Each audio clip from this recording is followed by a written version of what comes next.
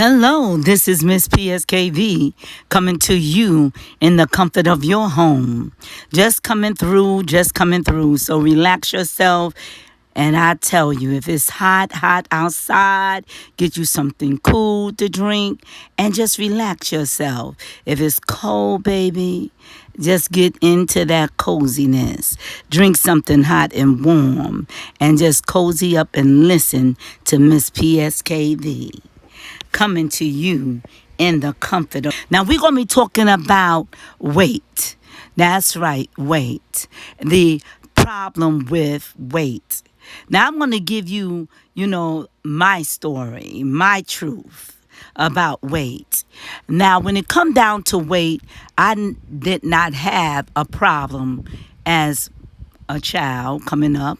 My mother made sure of that. She was, adamant about that for me not to gain weight because she, at a young age, was very small, thin, and as she grew into her maturity as a woman, she got bigger, and she did not want that on my life. Now, let me not get you all mixed up on this here story tale because it's not really a story tale. It's all about truth. Now, my mother was a walker. I'm telling you, she used to walk all the time. Walk. She had my brother and myself walking all the time. I'm not talking about little walks, taking a walk around the corner. We will walk. If anyone live in New York from Brooklyn, they would know what I'm talking about with the distance. And my brother and myself was very young, and we was doing all this here long walking. And we would walk from all the way from Bushwick all the way to Crown Heights. Now, that was a walk. And this was on a regular base. So my mother, she started me out very young about being conscious about weight. So when we was young, she would refuse to allow us to eat candy. It was always fruit in the house and vegetation, but mainly fruits and nuts and things on that part because she refused for her children to have that weight on them. My brother was very thin. I was very thin coming up.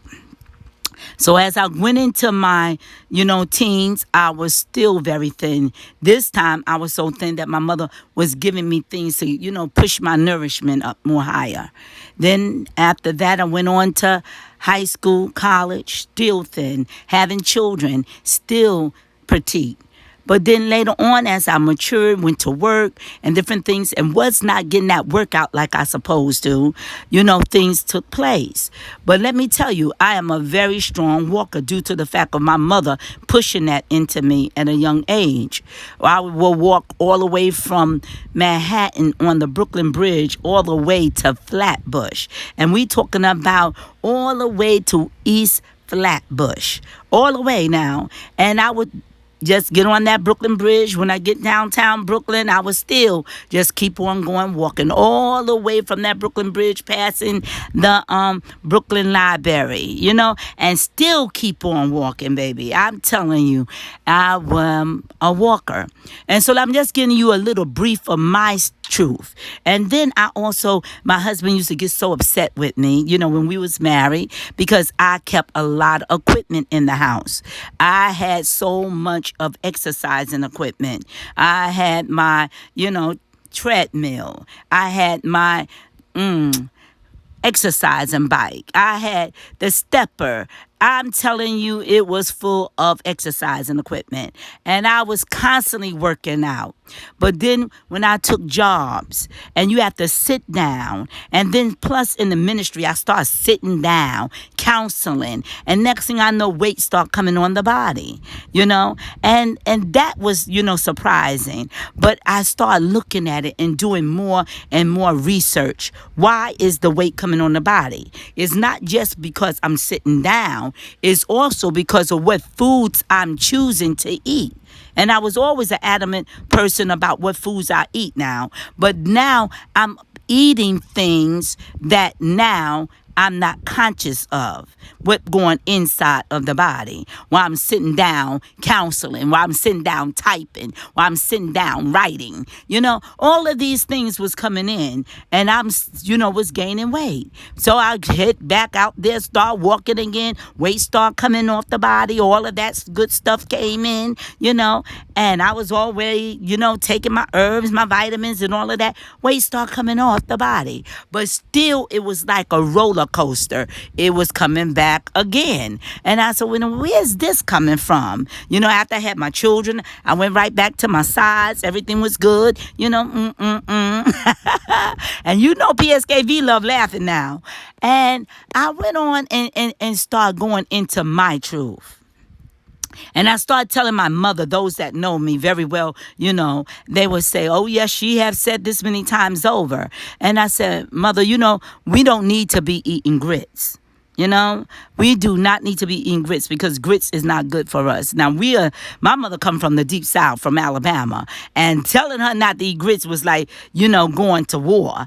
And I said, I cannot eat the grits, Ma. Not because the grits is bothering me, not because it's making me nauseous or anything like that, but the grits now, I'm feeling that it's not good for me.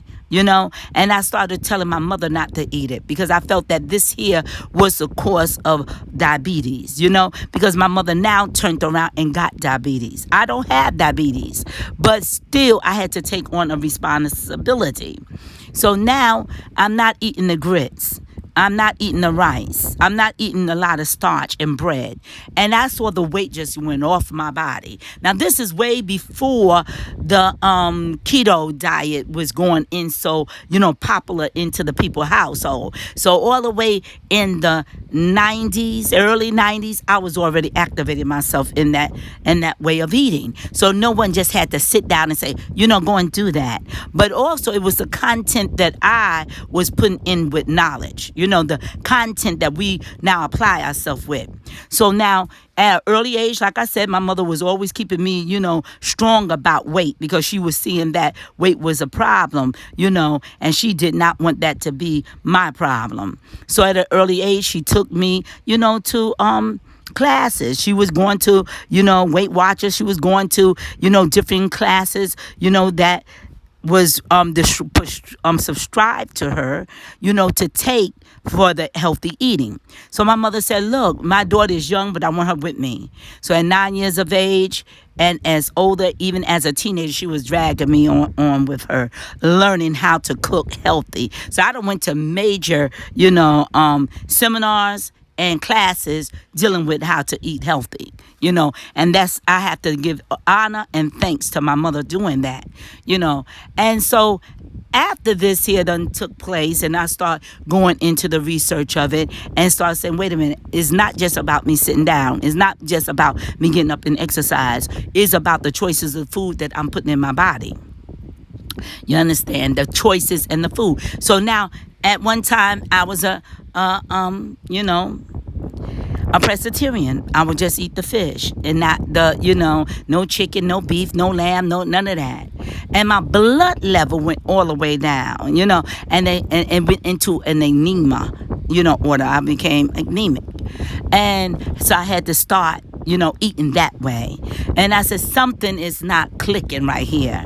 And I started going into more studies and learning more about carbohydrates and about what food, junk food you would pick up that will cause your body chemically to build up with fat that is chemically charged and charging into your body to crave that particular thing. And that's when I had said, no more. I do not want to put no chips in my mouth. I don't want to put no potato chips, no but French fries, no rice, no thing with carbohydrates. And I start feeling a difference coming in my body. I start feeling the lightness. I start feeling the energy start building back up. And I start seeing information moving out of my body, because that information was now tied in with not just being obese, because we cannot be afraid when you gain weight to say obese. It's the bad word, but that bad word will cause you to stagnate yourself, not to do something about it, because you don't want nobody to say, well, you obese. You obese, because any kind of weight that overpowers the body, it will cause obesity. That will also cause you not to get up and walk the way you want to, and also tire the body. So when you're walking up the stairs and down the stairs, you're going to feel that, because you carrying more weight on your body, as like you carrying two more people, including yourself. So these things had to change, in my life. And I tell you, it changed for the good, because I could see, the harm of eating carbohydrates, to eating sugar, and all of these things, eating this sugar, sitting there eating Twizzlers, what in the world I'm eating Twizzler for? And hey, I'm eating good, everything is good, but I'm going to eat a Twizzler, then another Twizzler, and another Twizzler. And then next thing you know, weight coming on the body. Next thing you know, you eating Haagen-Dazs ice cream. Oh, that is nothing wrong with that. But I tell you, I'm not coming against Haagen-Dazs. I'm not coming against Twizzlers. None of those things. But some of us got to recognize that these are the foods that we cannot put in. And really, it's not a food source. It is now considered nothing but sugar.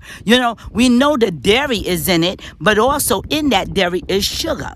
And that sugar going to go right into the storage of the body storage. That means your storage could be in your hips. Your storage could be in your behind. And once it get filled up over there, it's going to go somewhere else. Once it get that storage fat storage go into your waistline, it's going to be going up into the underarm area. It's going to go into the back. It's going to go into the neck. It will find its storage places. And every one of those departments carry a certain chemical imbalance.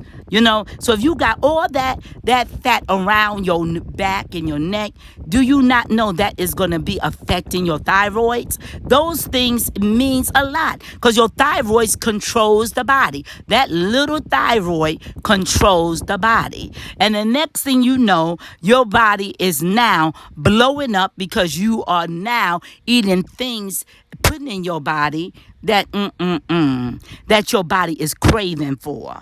I mean, you be like a sugar junkie. Don't tell me nothing. Just give me my Haagen-Dazs. Don't tell me nothing. Just give me my Twizzlers. So all of those things will come into being, a fat storage.